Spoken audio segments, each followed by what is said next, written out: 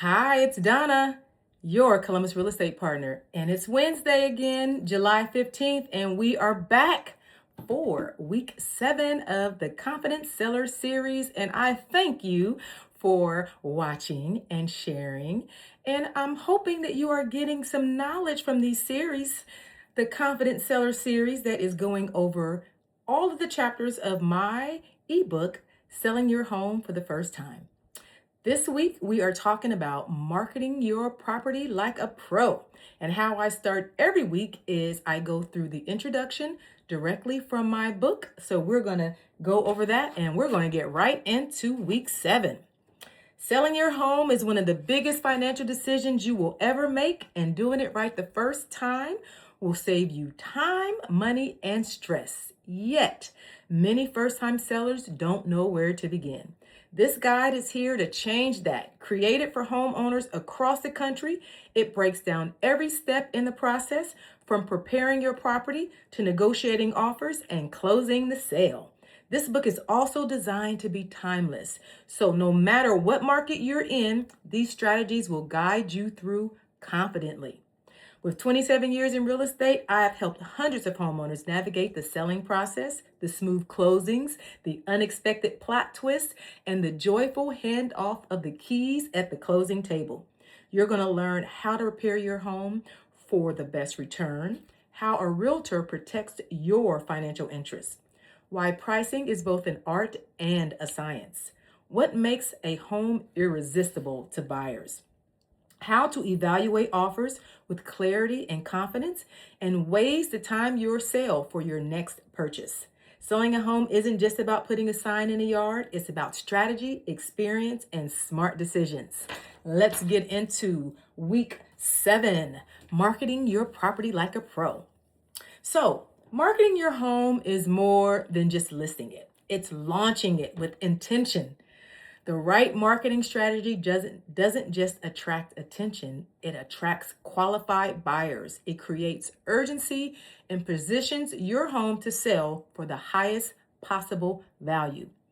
Great marketing tells a story, and buyers respond to stories that they can see themselves in. So, why marketing matters more than ever? I said this last week. Today's buyers, they start their searches online. Half of all buyers are starting online, and 97% of all buyers are at some point looking online throughout their home buying process. And so, what we want to make sure is that you are positioned for that. When buyers are out there, you want to make sure that they see your property. So, today's buyers start their search online. They scroll, they compare, they eliminate, and they shortlist within minutes. If your home doesn't stand out immediately, it risks being overlooked, excuse me, regardless of how great it is in person.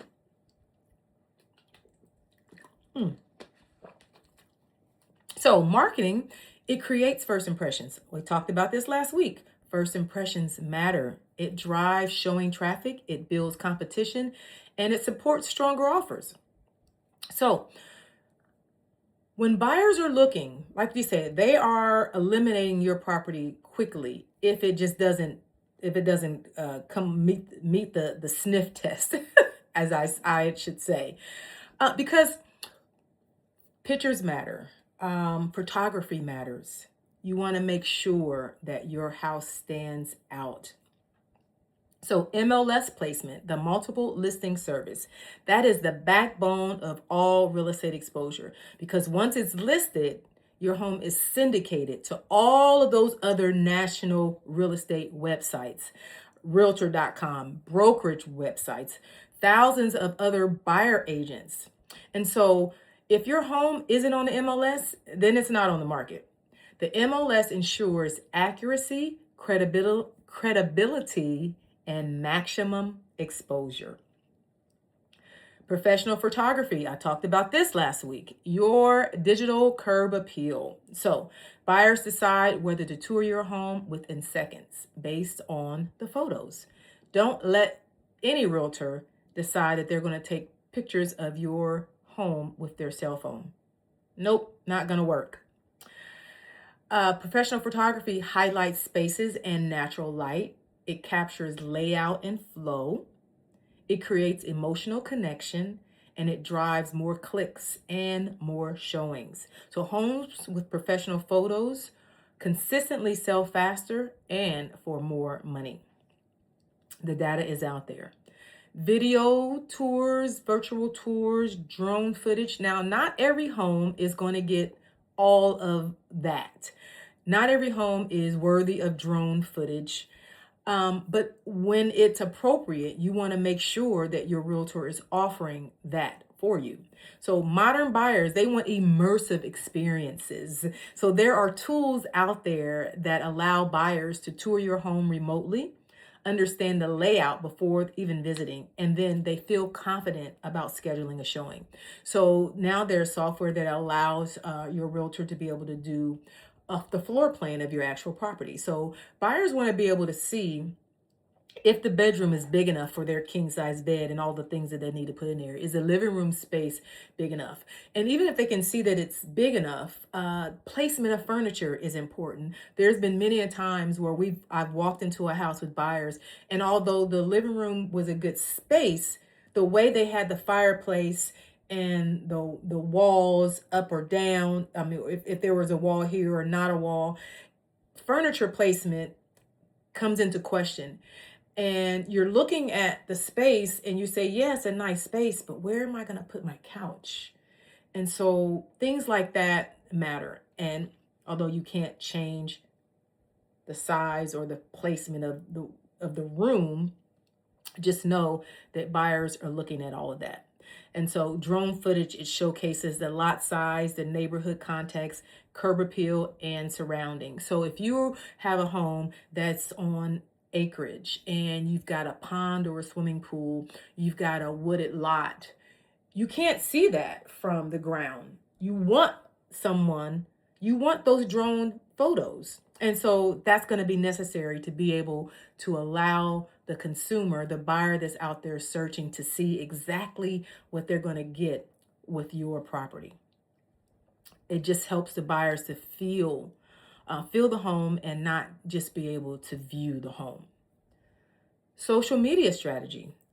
Targeted exposure. Social media isn't just about posting, it's about targeting, because you can actually target a particular demographic. You can target a zip code. So realtors, we're using Instagram, Facebook, TikTok, LinkedIn. We're doing it all. Reels and stories and video walkthroughs, targeted ads based on location, behavior, and interest, targeting buyers who have already viewed the listing. So this puts your home in front of more buyers, and that's the key, is to get maximum exposure to make sure that the people who need to see it, that you want to see your listing, they actually can see it, that they can find it. And we want them to be able to see all the good stuff. We want them to see the kitchen and the living room and the fireplace and the deck and the backyard and the finished basement and all those things. And so we also use agent to agent networking when we are listing your property and making sure that it gets viewed by the masses. So some of the strongest buyers come through agent networks. We do tours. We get together with other realtors. Within our office, we've got over 200 plus agents. And so we have an ability to use an exclusive office. And most agents can do that, but not all offices are. Some are large, some are small. But the gist of it is that we have a mechanism that allows us to be able to get your listing in front of our agents before it's out there to others. So it's just another way to be able to get more eyeballs on your listing. We share listings internally. We promote them to the buyer specialists who are just specifically working with buyers. And then we match homes with qualified buyers as well. And so the behind the scenes of marketing often results in faster offers for you. So your realtor is doing things behind the scenes that you may not know about. Open houses create energy as well as urgency. So open houses, they serve multiple purposes. It increases exposure. And again, maximum exposure is the key here. It allows buyers to tour casually. And then it creates a sense of competition, especially when you have a productive open house and you've got 10, 20 couples coming through. You know, that says something to the consumer who's walking through and realizing, oh my goodness. And you hear the chatter from the other prospective buyers who are walking through the house. And that gives other buyers a sense of urgency saying, hey, I really want this house. They're having side conversations with their spouse and they're whispering over here, like, did you see what they just said? They really like this house. We need to get with our realtor. We need to write an offer like today. That's what you want. You want that kind of emotion from the buyers who are looking at your house during that open house time. So both in-person and virtual open houses help buyers to visualize themselves living in the home, and it often generates follow-up showings as well, if it's still on the market. Curb appeal and signage still matter. Yes, I talked about curb appeal last week and the week before because it actually matters. It matters a lot. Online marketing gets buyers interested.